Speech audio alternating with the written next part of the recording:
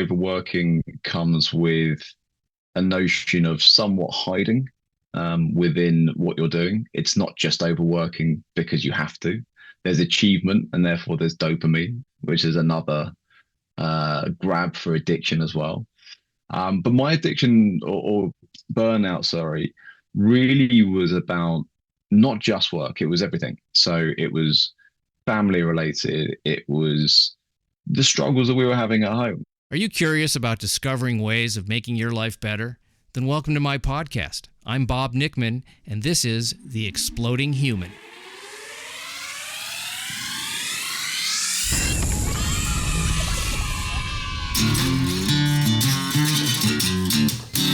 Listen in while I talk with all kinds of people in the fields of personal growth, health and healing, alternative therapies, psychology, spirituality, environment, and the future.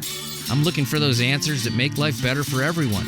You'll meet cutting-edge practitioners, doctors, artists, filmmakers, business people, and those who have overcome challenges. The brave, the curious, anyone who's out there helping us humans to explore, expand, and explode. Hey, welcome to The Exploding Human. My name is Bob Nickman. My guest today is Oliver Rolfe, and we're going to be talking about workaholism, overworking, stress, anxiety, people-pleasing, and burnout.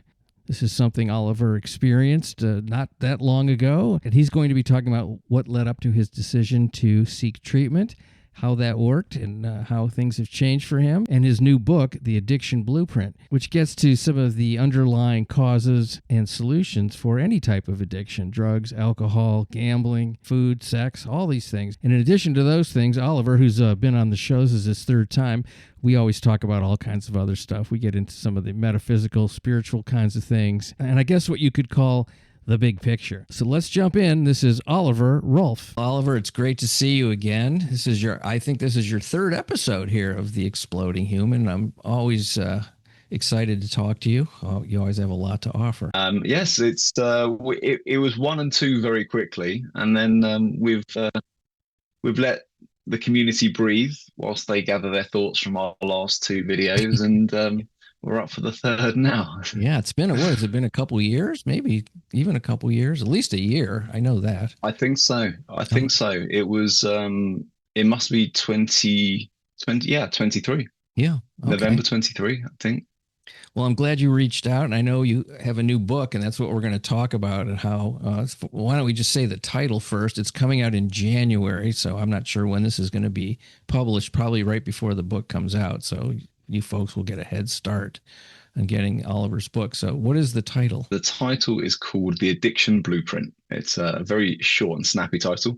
It's the holistic guide to understanding and overcoming addiction, and written in, from what my publisher tells me and from how I've written it, in a style that it hasn't been done before, and looking at a lot of connections to addiction, are very wide, and it comes from all of my personal experiences, family experiences, and dare I say, shared experiences. Well, and the thing is, we're not talking about just drugs and alcohol addiction. We're going to be talking about all the different things that people can get addicted to, which, we were talking a little bit before we started. And, there's a lot. Yours was not drugs and alcohol. Yours was something else. You got burned out with, I'm Indeed. assuming. So I was working too much, effectively. And you're absolutely right when it comes to addiction, because sugar is one of the most addictive substances known to man. There is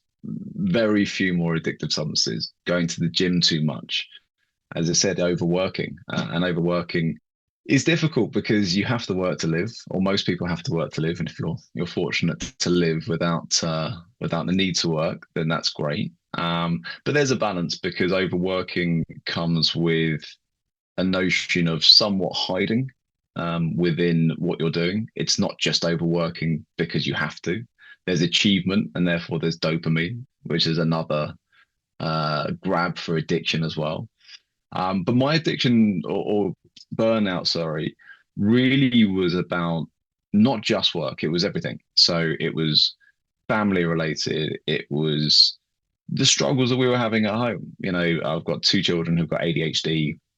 My wife lost her father about 4 years ago. My son hasn't slept properly since COVID. We literally have not slept together in the same bed for 6 years.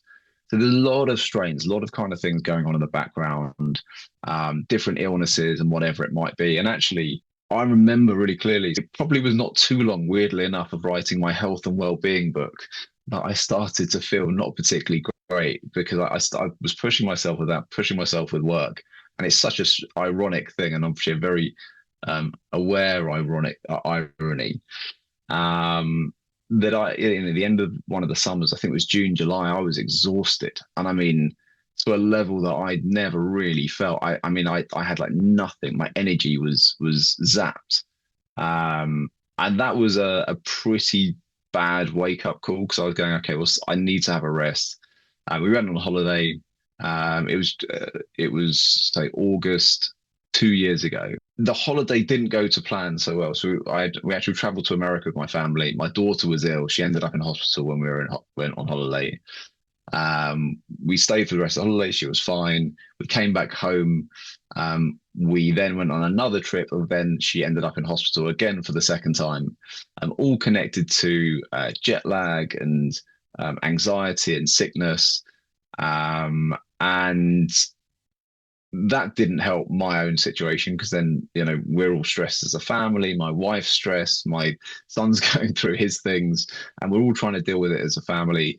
I then get back after this summer. I then worked crazy. I go on a business trip. I think it was in the March of the following year. And it was something, I was doing like 24 meetings in 4 or 5 days. Every night, but it wasn't even that bad. And this is crazy when you look back at it. Going back to what we talked about before about taking a step back and going what's sensible and not. 24 meetings, 4 days, out every single night to at least 11:30. I had clients asking me, so I was doing lunches really with no drinks, but then come sort of 4:30. Someone wanted a drink every 4:30, so I had a drink 4:30, went out for lunch, went out for dinner, sorry, drinks with dinner. Then you're up in the morning, meeting, then it's drinks again, then it's dinner, then it's drinks, then it's dinner, and it rolled around. And obviously, bearing in mind, February, March, I was going to New York, so it's freezing cold, the bugs and flus and whatever are everywhere. And I really didn't feel great. And I came back and I was really not well. I don't know what it was, but I really didn't feel good at all. To a point that I went to one doctor, I went to another doctor, and I started to get quite anxious. I was worried that there was something really wrong, and I couldn't work it out. I had problems with being open. I had problems with my prostate, which I didn't know was a thing at that time. I'd never heard the word prostate until that point in my life. As a health thing for my world anyway. So I started having really quite strange thoughts, and it's quite amazing where your mind goes to when you're in a point of panic. And as someone said to me, it goes like I was doom scrolling. I was just checking the internet and medical things and, doctor whatever, literally doctor internet, find out what my thing is. So I was thinking, do I have cancer? Do I have AIDS? Do I have this? And it's not like I could have done or caught any of this stuff, but I just went into such a frenzy that it got to a point where, as I mentioned to you before, it was, and this is all kind of a knock on from that June to September to March, and now it was Easter Sunday. I was out with my family and my parents, and I really knew that I had come to a point of it was too much. And it's very hard to understand what you do when you come to the point of it's too much. What are the options? Unfortunately, my brother runs a rehab and wellness clinic. So we ended up speaking, I'm sure it was that afternoon after we'd come home from lunch. Went on a very, very long walk for about an hour or so. I kind of told him everything, how I was feeling, and the stresses at home, and what was going on, etc., etc. And anyway, he came back to my house and sat down with my wife, and he basically said, "Look, Oliver's got to have a rest. He's got to have a reset." And I just said yes. I was like, Yeah, do you know what? I've got nothing here to offer apart from yes, try it. And then I went to spend what wasn't it was supposed to be 10 days to start with. I extended it to 16 days, which also meant I was there for my birthday, which was not the thing I had in mind, but it was an interesting situation. But one of the best experiences of my life. A great experience to spend time with addicts, and really quite wonderful people, but people who had been through so much, the trauma behind addiction. It kind of got me thinking more about myself, more about how to remanage my life, more about not taking on responsibility when I don't need to, not doing too much for others when I don't need to. And that was a big lesson because I've always taken on things for people and felt very responsible for it. Mm-hmm. But I've got definitely to a point in life, if someone's not willing to do it themselves, I'm not really willing to do it for them. And whilst that sounds quite a harsh thing, it's the best thing for everyone Yeah. because invariably someone has to learn with their own energy to go and do something. Um, and if you do it for them the whole time, nothing will change. You'll just be the one taking the responsibility. And invariably, they'll still get the benefit, but they're never going to learn in the long term. So it's that realization. And again, as we discussed before, of just living in the moment, trying not to control almost anything, really. If you can not control anything and just live in the flow of life, I think that seems to be the absolute best. Not as easy done as said, to be fair. Um, but yeah, it was a huge kind of situation. There were so many layers to it as well. What happened before, what happened afterwards. And I know you can relate to some of the story in terms of what the process was and how it came about. I just felt so compelled after spending a very special time with people because you're so open, you're so vulnerable. Everyone's so vulnerable when you're in these situations. There is a level of connection that probably goes above and beyond a normal conversation or a normal relationship. Your relationships are so exasperated in terms of the speed that you connect to someone.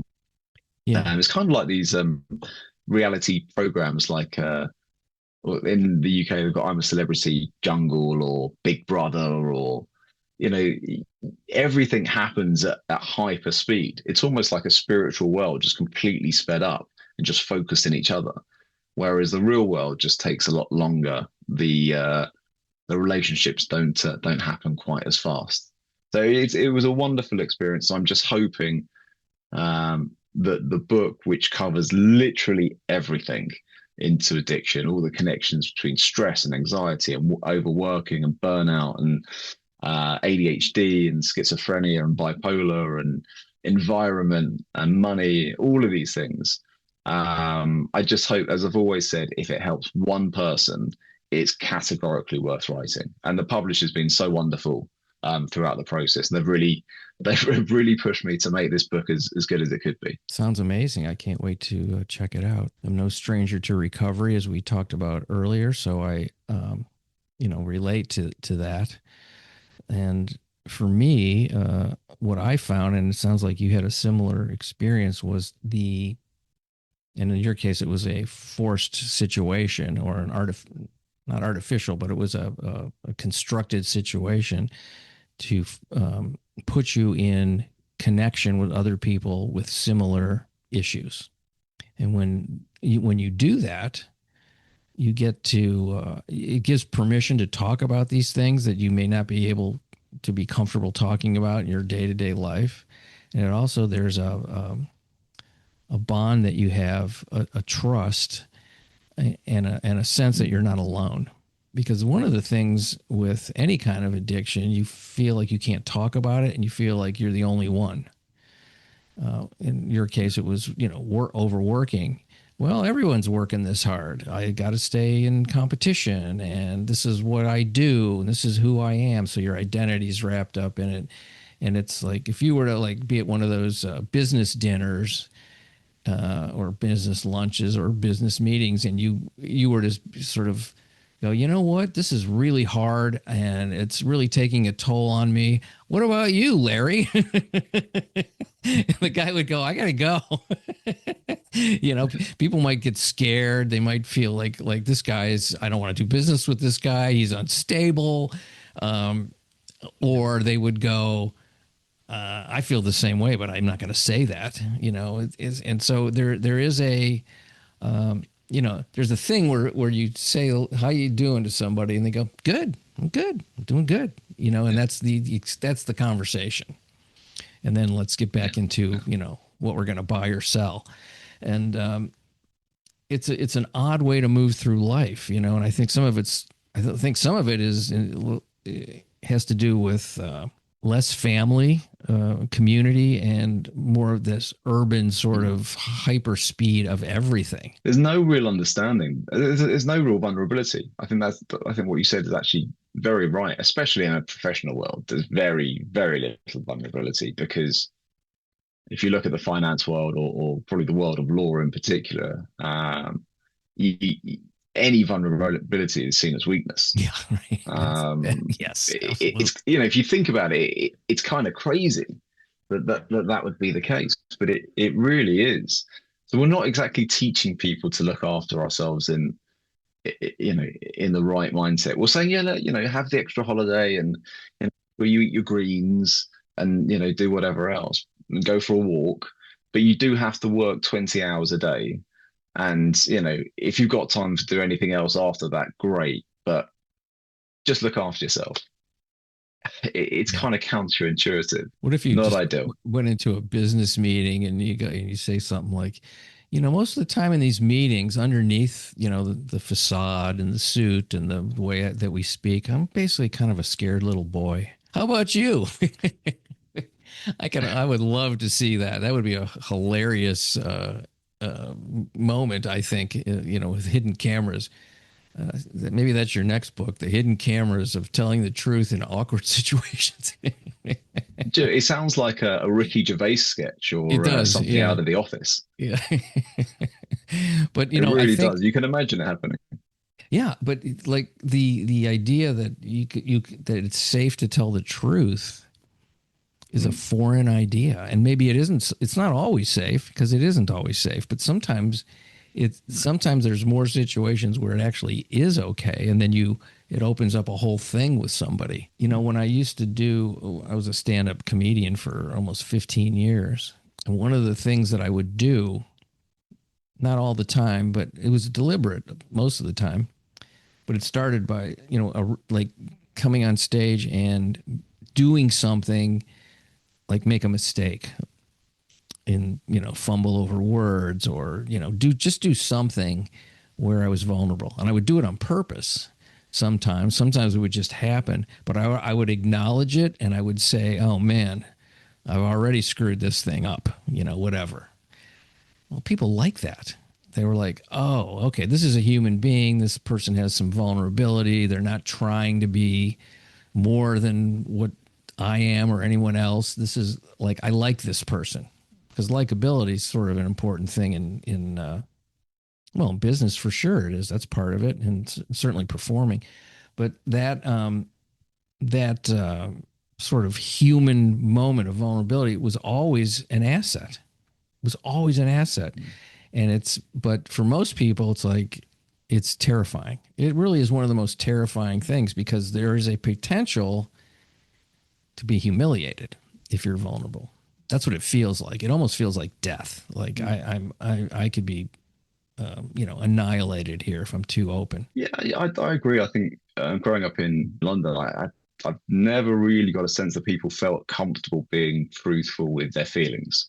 I'm not saying London's any different, but just I can only go on where I live. I've often had people ask questions like how you can be so vulnerable, or why would you put yourself out there? I personally, I don't have another way to be. I'd rather wear my heart on the sleeve, be authentic, and be who I am, whatever that means. And, even with the books, I think people could go down a route of saying whatever they want. That when you put anything out there, whether it's a book or a newsletter or something or a post, that, yes, there is a possibility of vulnerability, but actually I always take it with the other side that you've just got to think of that one or two positive things that happen on the back of the work that you do. And realistically, that will override everything. It's kind of the heaven and hell situation, and how you live your life and how you see your life. Your mind is a huge creation of what you see and what you feel. There's going to be death. That there's going to be losses. But you also know there's going to be beautiful days, great sunsets, the smell of flowers, whatever it might be. There is unbelievable beauty around there. The food that you eat, especially these days, the food is actually, I'm not too sure. Food's a lot of very processed stuff, but the actual fresh, beautiful vegetables and fruits and things like that, they're things to behold. I love. I'm a big fan of red wine. It's one of the only drinks I drink, but a good glass of red wine, absolutely fantastic. And it's enjoying all those little bits together to create what your life is. And it's trying to cut out, in my mind anyway, the things that drag you down, the negativity. We talked about it previously. Social media. Social media is, it's so dangerous. It's so difficult. Growing up with this element of social media, especially for children who see something that they believe is real, is so dangerous. Because with AI, most of the stuff you see is not real anyway. And then you're seeing an enhanced version of everything, whether it's how someone looks or what someone's got or, what someone can achieve. Yeah, achievement is completely there. But the levels that you're being shown on a constant basis makes you think that everyone is achieving such high levels constantly and making millions on a daily basis. And it's just, unfortunately, really damaging for, I personally think, for children's mental health or from the youth's mental health. Not, yeah. I mean, there's a lot of risk to this. Comes up a lot in my show. People are really concerned about it, and particularly with what goes on with kids. And I've seen it with my own kids, where, the compare and despair. But you don't know what's going on really with these people. I mean, I mean, there's been an uptick in some of these influencers on social media killing themselves. It's like a thing. It happens more frequently than you would think, and you have to look at why that is. But and I'm sure there's a lot of reasons, but you're living in this artificial world. How content are you going to be if it's all just sort of manufactured everything and then try to live up to it? I sort of look at social media as sort of I look at it in the good, on the good side of I've had access to a lot of really interesting people with great information. I like it for the comedic aspect that people are doing really funny things on there that are even making fun of social media in some ways, or just you get an insight into people's lifestyles. I guess the trick is to develop some sort of a discernment as to how much you want to believe it, or how far do you want to let it permeate your soul and just sort of have a perspective on where it belongs. It doesn't necessarily make me any happier to watch it, but it doesn't certainly, the doom scrolling thing, I can really go down that rabbit hole. That's a problem for me, actually, when I start to look at particularly political things and that are just so abhorrent to me. And then if I watch 3 or 4 of those, I'm like, I'm doomed. The whole fucking planet's over. This is terrible. People are shit. They're never going to get better. The hopelessness thing can be just be daunting some days. So I have to be careful like anybody else, and I'm probably more discerning than most. I like to think that. It's might sound a little arrogant, but it's backed by science, Oliver. Even the news, I try and stay away from the news these days. I'm happy to read all the headlines, make sure I know what's going on. But you read it and you read the headlines. At the moment, you read. I'm sure it's the same in America and LA at the moment. Yeah. It's just like this many people died. That's happening there. The war's getting worse. Donald's trying to do this. Putin said that 3 people have got their finger on the button. Okay, great. So what does that actually mean, and where's the positivity? And the reason is that there's no point reading it because there's no positivity, and there's nothing you can do about it. I think about like, well, what can I do as an individual? I'm not in any kind of power position in terms of making decisions for or about other people. I don't do that. It never interested me. I'm always suspect of giving power to somebody that wants it in the first place. But what can I do as a human being on an individual day-to-day basis to um, make my life better and the people that I encounter? And that I've sort of come to that conclusion that I can do that. I can do that. I can do. And if there's enough people that doing that, then perhaps things are better. I'm not sure that those percentages have changed much since the beginning of history. I don't know. I mean, I wasn't around, but I suspect that as human beings, there's always a percentage of people that are incredibly destructive and work on the most basic of instincts, not to the benefit of them or other people. And then there's people that try to elevate and work from a different place. I don't know what the percentages are, but it seems like I don't feel like I mean, one of the things, like when you said earlier, and I like that you said this, I can't be any other way. You said something like that. Like, when people said, oh, you're too vulnerable. Well, that's who I am. I can't be any other way. So, I feel like that's really important to me to stay true to the kind of person that I want to be, even in the face of maybe other people aren't doing that. And so it's a very tricky thing to not compromise yourself in areas where it may actually be of benefit in other areas, and to say, well, I just can't do that. That's not who I am. I won't do that. And I think that really is the difference between people that live in a way that is, I guess the word's authentic. I mean, it's sort of an overused word, but and the people that just kind of given up, on almost and just go, well, I'm just going to do what everybody else does because what's the point? I'm going to get screwed if I don't. So it really is a perception and a belief system and how do we? I guess the big question is how do we instill something like that in our children? It actually starts with the schooling system, doesn't it? Really, because that's where we start to conform. Kids start to act in a subservient way to a senior person, like they would do when they go to a corporate job. They'd go to a corporate job, be with lots of people. There'd be another senior person. You kind of say yes, sir, or yes, ma'am. I'll go and do the job. And it's very much a construct of the system. And actually, I like what you said as well. How would you become that person? How are you that person? And personally, for me, it's always been what I've felt. It's a very strong, can only say a soul guidance. The answers are only within. That I think that is categorical. You can't look outside anymore. You can't look outside for answers. You can use ChatGPT, it will get you some great answers, but you don't know if it's true or not. But looking within, and everyone's got their own guidance. I'm certain of it. There is definitely your own guidance. And look, guidance changes.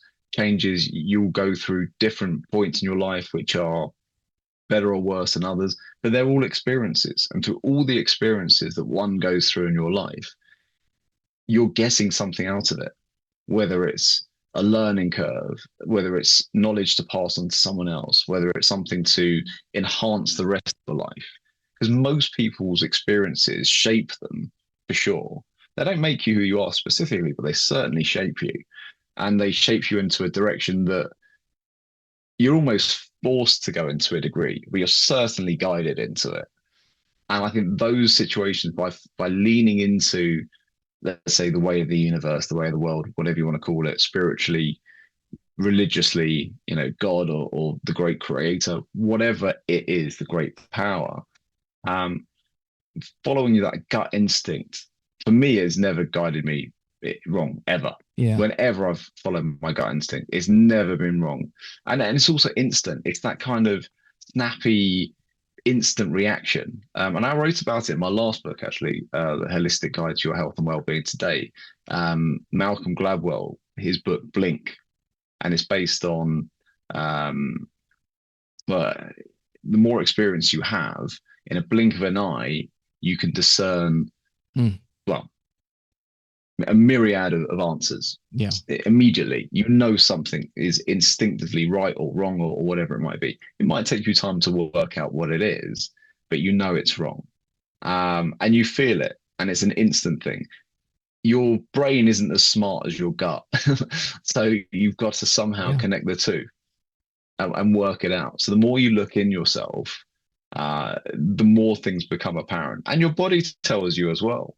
You know, your body, for me, for example, when I was stressed, I used to sweat, not anywhere else, but I used to sweat under my arms, for example.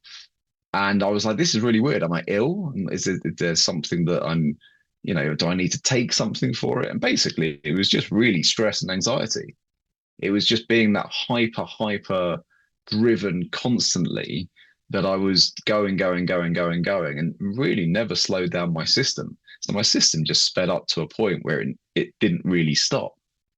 So I had to drag it all the way back down. And now when something like that note comes through, you kind of go, okay, noted. Maybe I'll do something about it now, or maybe I'll have to work on it later. But it's just understanding your own triggers and what you're being told, I think, by your body. Yeah, it's an interesting thing about the body doesn't really know how to lie. You know, you've heard that before, probably. The body doesn't lie, but we have a tendency to not pay attention to it to the degree that we need to. You know, so like I know that for me, where I hold tension and where I can feel when something is weird, I'll feel it in my throat and my chest will lock up, or my stomach will feel weird, or my shoulders will ache. And that's the part of the body I feel stuff in. Or I'll, you know, make movements with my hands, like stress release things that I'll do. And I have to sort of look at that stuff. Like what about this situation is making my body do this? What am I not really, what's happening? Am I not being honest about something? Not that I'm lying, but is there something in this situation that's really not for me? I was thinking about this the other day. Like, my biggest regrets in life are when I didn't trust my instincts and my intuition, and I did things anyway, even though I knew better.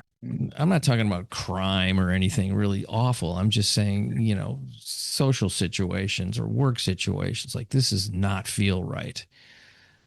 And sometimes it was to fit in, sometimes because I was afraid if I didn't do it, there would be a certain consequence, or this is whatever, you know, I want to fit in. You know, there's a million reasons to go against those things. And you can't be 100% pure on everything. It's, you know, you probably would starve to death.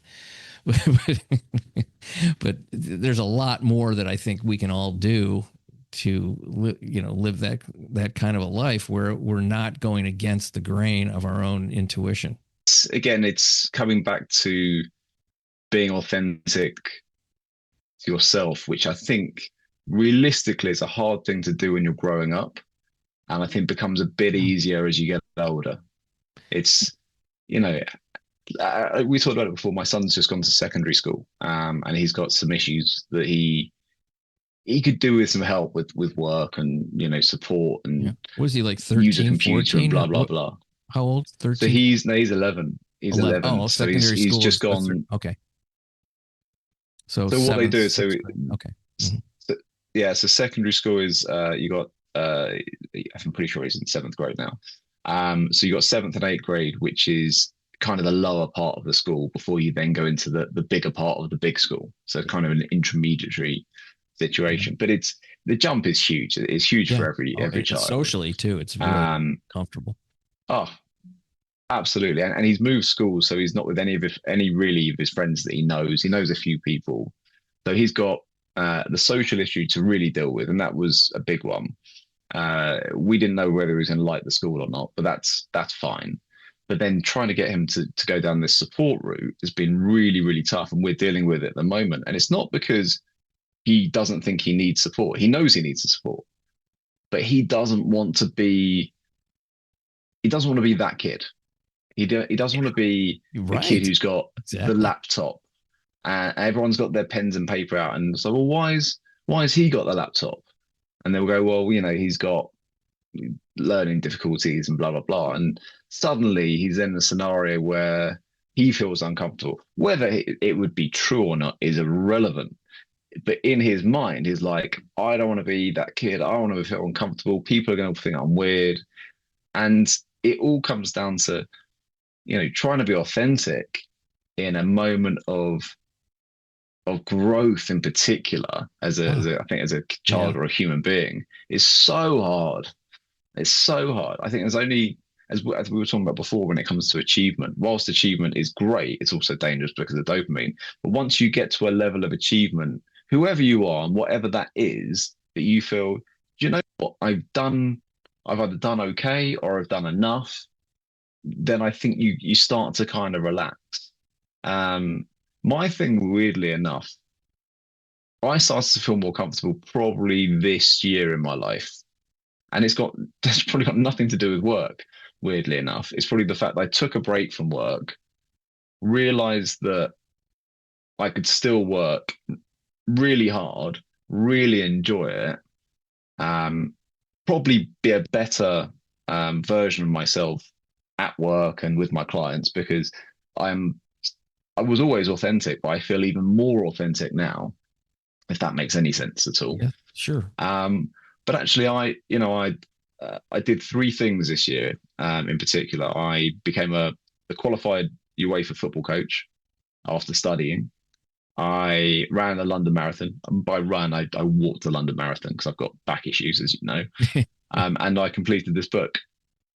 And I put that together in a year basis, and obviously it didn't happen just in 1 year. The marathon I had to train for, the course took weeks and months to complete, and the book, the book takes like 2 years to do, and really is quite a painful process. But now I look back at it, it's the end of with the joy that the book's coming out, and then the hope and belief and pray that it just goes and helps the right people, and it sits in the right clinics and the right homes, and all of it. I mean, everywhere. It could be professional, and it could be personal, and it could be educational, whatever it wants to be. And to look back at that and go, do you know what? That's great.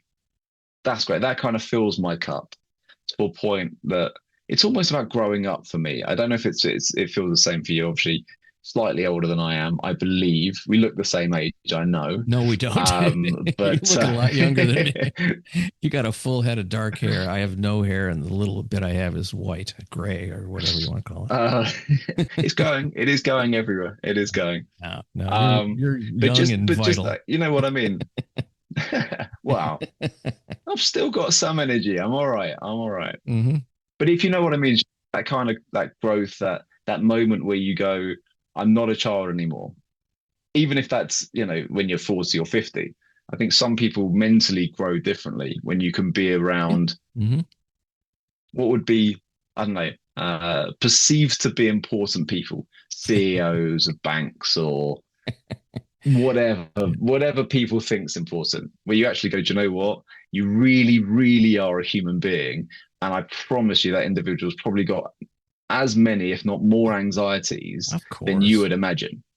Well, I have a friend who used to say, he goes, when you think about all the weird stuff people do, and particularly like sexual perversions, he goes, all that stuff was invented in two places, prison or by really rich people. Made me laugh because I totally knew what he meant. It's just these are sort of bizarre, isolated communities where the opportunity to indulge these strange tributaries of the mind can be fostered. Yeah. So well, there's a lot of clubs doing a lot of things that people don't know about, I'm sure. But I think that's where, if you go back to the book about the addiction side of it, is that the addictions happen because usually people don't want to look inward. They find it too difficult. Whether it's stress or worry or concern or trauma. You know, something's happened in someone's life and they don't want to get to the point of why they're doing what they're doing. You know, a lot of people, loss is a huge trauma. And I think loss with regret, which I think is something which is probably more common than not with grief. You know, not saying the thing that you wanted to say, not resolving the situation, um, not saying I love you, whatever it is. There's just a constant myriad, and when it happens in someone's life, and the loss for I've seen it quite a lot actually in my community, the loss for a father and a daughter, you know, how that affects an individual.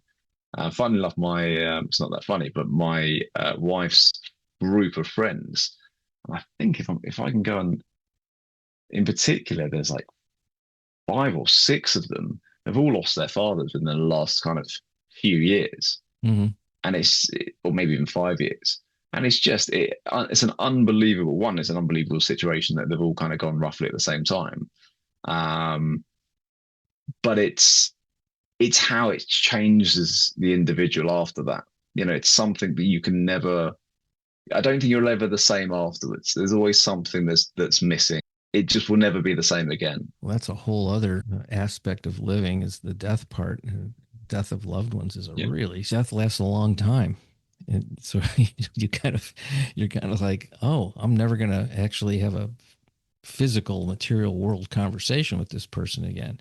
Although I think there's an interesting, we'll get a little metaphysical here or whatever, but that I certainly have had situations, experiences, usually in a dream state, but not necessarily a dream, like sort of that place between dreaming and being awake, where you have an experience with somebody that has passed and a conversation or a situation, and it's so real that when you wake up, even though you weren't completely asleep, in a sense, that it just lives with you and you remember it. You know, and I've had a number of those over the years. Very powerful stuff, you know. You can say it's, you know, the mind and its imagination and it didn't happen, but it did. It happened because I had an experience. How you want to quantify it, I don't really care. But you know, I've had a number of these things that were very, some of them were sad, some of them were very healing, some of them were illuminating in different ways. And it's really kind of, and I think everyone has that stuff. And when you bring it up, there's a reluctance to bring it up because it's, you know, it's strange, it's woo woo, whatever you want to say. But then when you do bring it up, even the most conservative people will go, I've had that happen. This is what I've noticed. They'll go, oh, I've had that. I had that with, you know, my mother visited me in my dream and told me this and, you know, whatever it is. I'm just making something up. But there is a truth to that I think everyone has experienced something like that. And I don't think I've met anyone that hasn't actually that's willing to talk about it. I mean, maybe there are people, but you know, every time I've at least felt comfortable enough to bring it up, people will say, "Oh God, I've had that." For me, you know, it's a lot about energy and frequency. You know, I believe we are energy and frequency. That's what I think we connect to different things. You know, like what you've just said. There's a lot that as humans we can't hear and we can't see. You know, in terms of the light spectrum, we see the tiny part of the light spectrum. So if we had the ability to see more and more of the light spectrum, I think we will see so much going on around us. Yeah. And I believe if we could hear in the same frequencies, I also believe that we would hear a lot more around us. I think, you know, we talked about this 2 years ago with my last book, and you know that brought in numerology and the universal numbers. I'm a huge fan of numbers, a huge fan and a believer of what numbers mean, and there is a meaning to numbers, and they are, personally, I believe, the language of the universe. I see numbers everywhere in terms of the meanings and timings, and it's quite fantastic. The chance of some of the numbers coming up and what happens, I find mind blowing. It's just almost an impossibility, but that's kind of the universal connection. What you just said in terms of the dream state, I've had a few very, very vivid dreams. When I stopped playing football or because of my back and neck injuries, I moved into focusing on my spirituality with probably groups of 8 to 10, maybe 12, something like this. And that kind of opportunity, there's again a frequency and an energy which grows together in a group. It makes my life a lot easier when it comes to my spiritual visions. I've seen quite a few spiritual visions. I've seen mediums and whatever else in my lifetime. And you try and work out, how do they do it? How do they know that? What do they see? And even though I've seen things, it's in such clarity, such granular detail. Like how that's to me from nowhere, nowhere. And how is that possible? How is that entered in? And it goes back to whether it's, whether we're all in this frequency where, you can connect to someone who was here previously, or I can, in this instance, connect to someone else who was here previously for someone else. We're talking about so many things. This is why conversations go on in some ways, because it goes everywhere. We've talked about addiction. We're now talking spirituality. We're talking about they're not separate. That's the thing. Those things are very tied together. And that's that openness is imperative. I think to get to that point in life where you are open. But then going back to the spirituality side, if I'm right in saying your third eye opens around about mid-40s, something like early 40s, mid-40s. I think it's in my book. I should know this off the top of my head, but I can't remember. But it's round about mid to early 40s, I'm sure. And therefore, if that is the point and the third eye opens, that is probably the point where you do become more open, more aware, more connected, and therefore would kind of connect to what maybe comes next as well. But the question I kind of have with it, why does it open then? If it is the pineal gland really opens and the third eye opens, why at halfway through a lifetime? Why not earlier on? I mean, we don't know, but it's some of it's biology, some of it's something else. I don't, who knows? The other thing that they say is that whoever may control the universe they're trying to calcify a lot of people's pineal glands and third eyes, so it doesn't open up. Well, the idea of having a docile, populace, gives you the opportunity to control. I'm not sure what you're controlling necessarily and why you would want to do that, but because the things that you would get from doing that are not things that I would even want. But I guess some of those folks think that's important. It's amazing how many people that strive for big positions of power have it all backwards. Like the things that they're going for it's all inside out. It doesn't make any sense. It's like I always think about that John Lennon quote, which was the world is insane people doing insane things for insane reasons. He's not wrong. The masses will elevate fools to positions of power. It's historic, and it happens all the time. I always wonder about what I believe. Is it really my thoughts and my own sort of ability to discern things, or what has really been sort of planted in there by I don't even know if it's diabolical necessary, but what is what about my belief system is really not mine. I always wonder about like how much of how have I been influenced and to what degree, and what's true and what's not true. I'm always sort of looking to see, how free am I?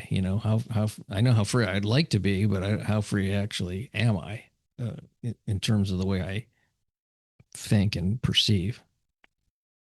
I would imagine not as free as you think you are. Now you're pissing me off. Can you talk a little bit about, since your book's coming out, I want to get back to that here toward the end. What was the day-to-day like in treatment in the recovery place that you were in? How were they people running that I know it's your brother actually, but how do they construct that? What were the tools that, because there's probably people listening going, I really need some kind of a, to remove myself temporarily from my, I'm spinning out and I don't want to, I just don't feel like I can do it without at least removing myself for some short period of time to kind of do a reset, as you say. What did they do in there? How did that work?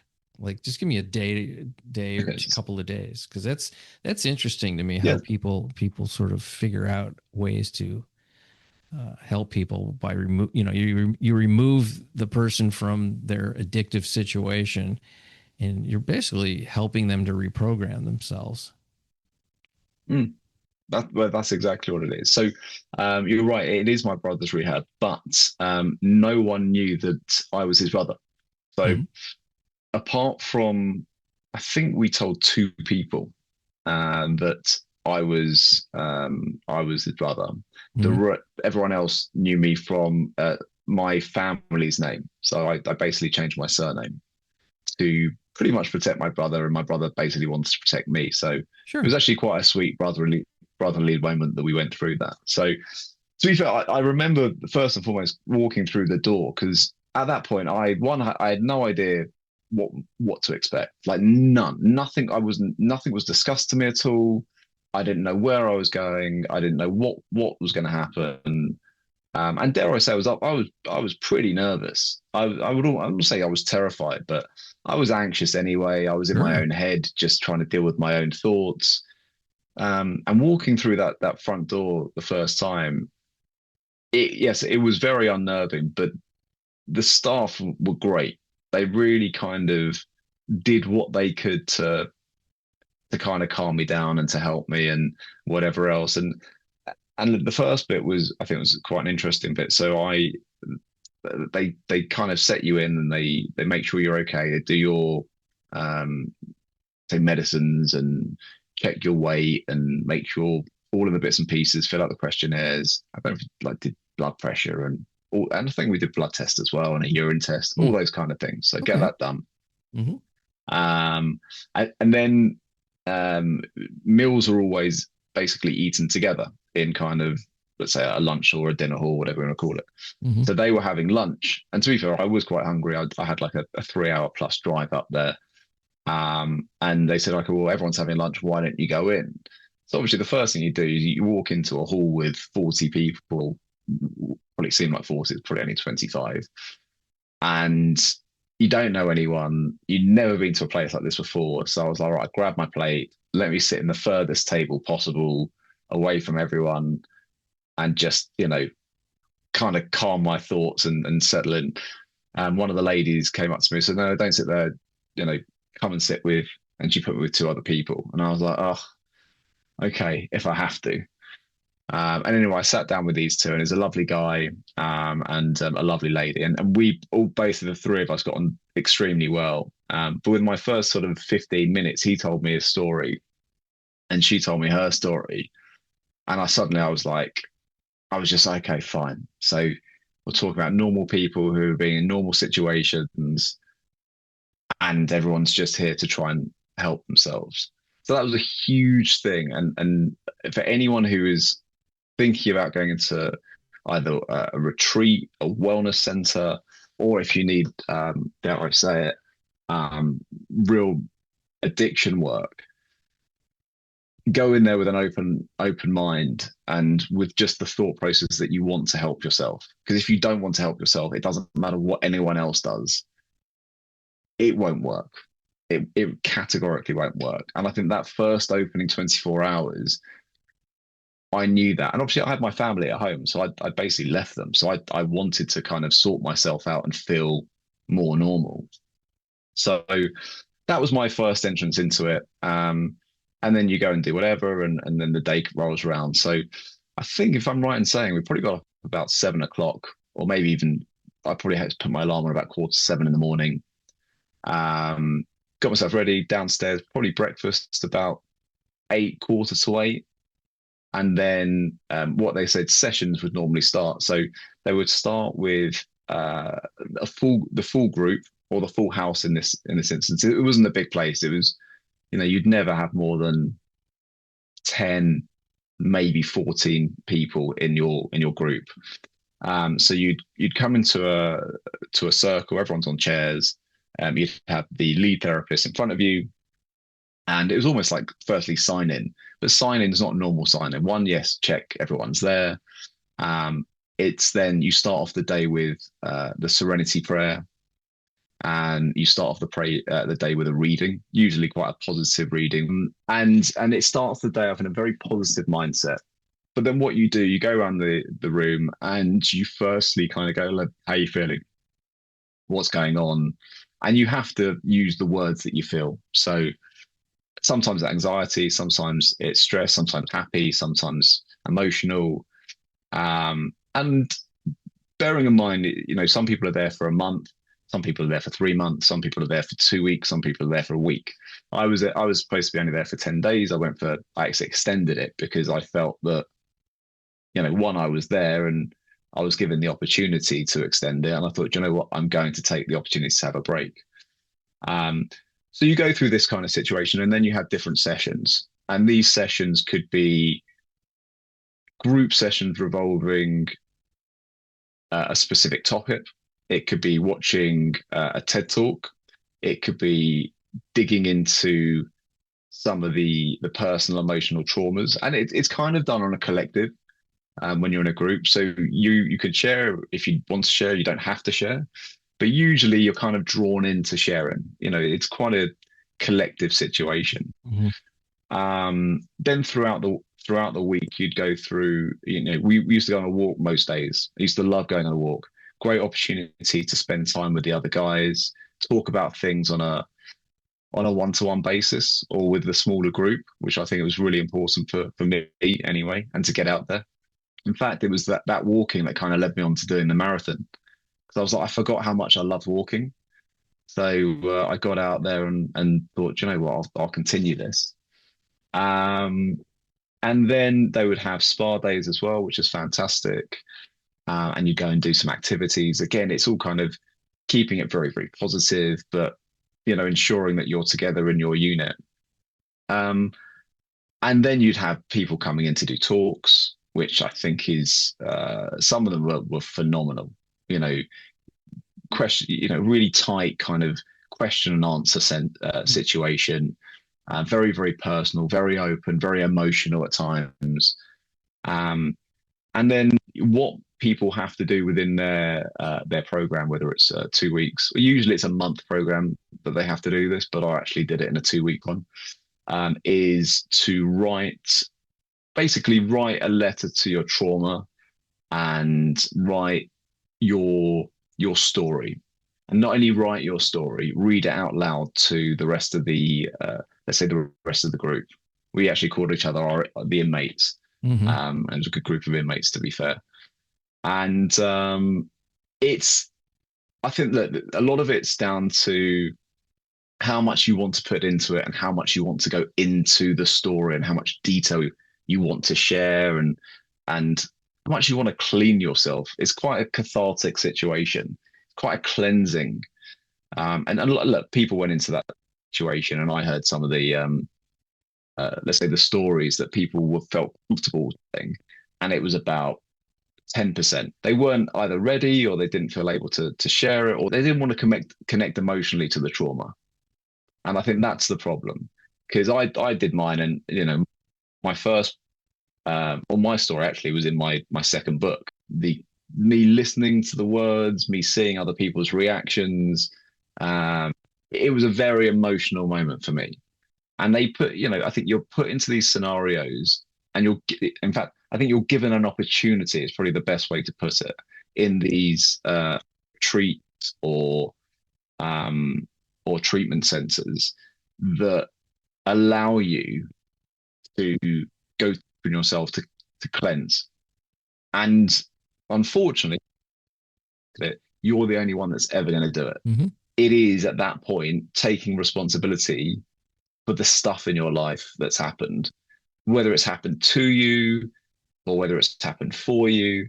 It has happened. It's an experience, and some experiences are pretty horrific. And I heard some pretty horrific stories. Oh yeah, and I'm sure you would have heard the same. Yeah. And you kind of go, right, Mm-hmm. how do they get through it? How do you get through it? But you get through it because it's one day at a time. Well, yeah, and That's all it is. It's just one day at a time. the first thing people do, I think, when they have something horrible like that, is to figure out a way to not feel it because it's so painful. And so, and then you learn how to do that in any way you can. And Mm, that's the upside of particularly drugs and alcohol. You can numb what that is yeah, until yeah, that becomes the problem. And so and then you've got to take the medicine away and look at the thing that made you want to take the medicine in the first place. So it really, and it's not a bad thing. Those are very valuable survival tools, both of them, mm, to not feel pain and to figure out ways to continue to not feel pain. Those are all survival tools. They're not bad things. But at some point, I think a person has to say, I think you have to actually make friends with those things, rather than say they're bad. I got to get yes. rid of them.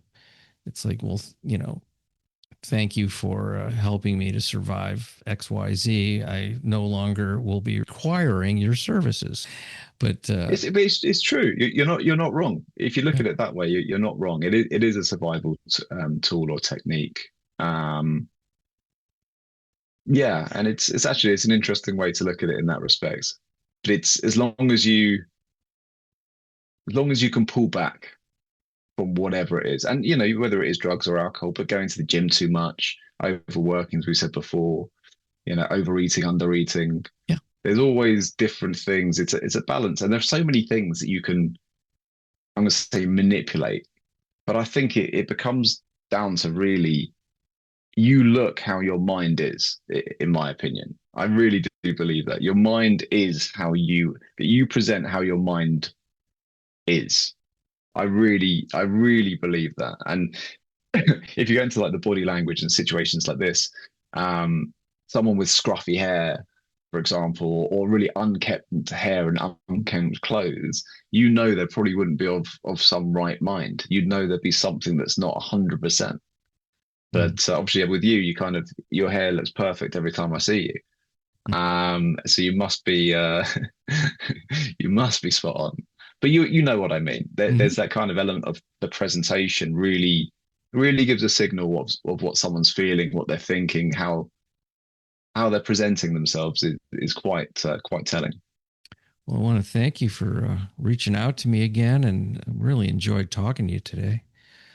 You're somebody that I feel like I could talk to every day and enjoy it in equal measure each time. So that's a compliment, I think. Thank you. Well, I appreciate you taking the time and really it has been too long. So let's say the name of the book again, and any kind of website where people can go to find out more. The Addiction Blueprint, you can get it on Amazon, probably the easiest place to get it anywhere these days. Yeah. But the Addiction Blueprint out the 29th of January 2026. There you go, folks. Oliver Rolfe. Thank you, Bob. Look after yourself. Much appreciation for you folks listening to The Exploding Human. The website is theexplodinghuman.com. There's also a YouTube channel where you can listen. That is The Exploding Human with Bob Nickman. And once again, I want to thank Oliver Rolfe for being on the show. Check out his new book, The Addiction Blueprint. Thank you.